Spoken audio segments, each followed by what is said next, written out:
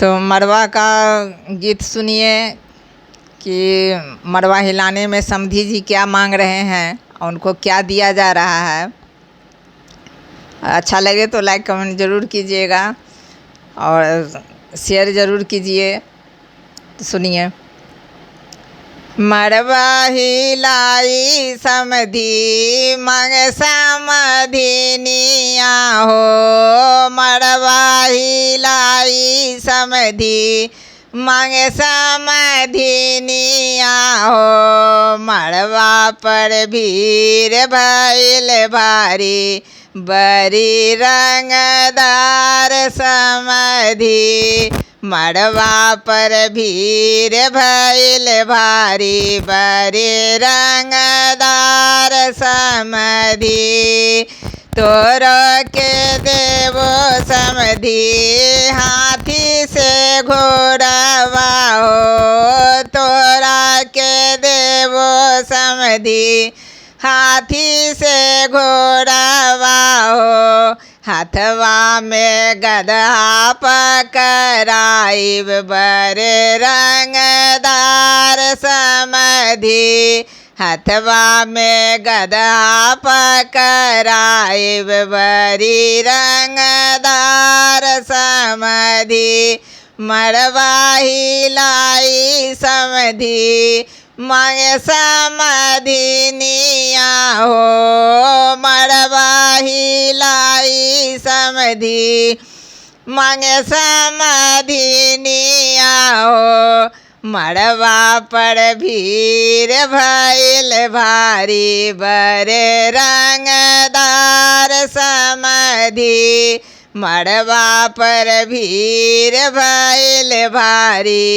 बड़े रंगदार समधी, तोरा के देवो समधी धोतिया कुरता हो, तोरा के देवो समधी धोती और कुरता हो, मथवा पर दुपट्टा ओढ़ाइब बड़े रंगदार समधी, मथवा पर दुपट्टा ओढ़ाइब बड़े रंगदार समधी, मड़वा हिलाई समधी मांगे समधिनिया हो, मड़वा हिलाई समधी मांगे समधिनिया हो, मड़वा पर भीड़ भइल भारी बड़े रंगदार समधी, मड़वा पर भीड़ भइल भारी बड़े रंगदार समधी,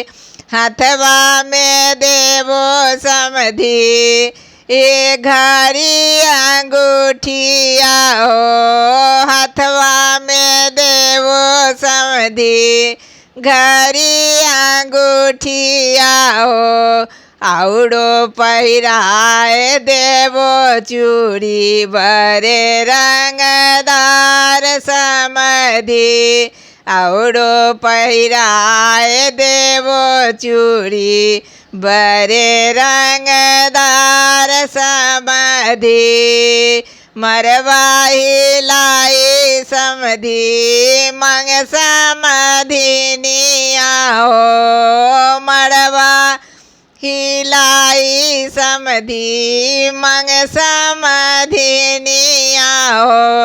मड़वा पर भीड़ भइल भारी बड़े रंगदार समधी,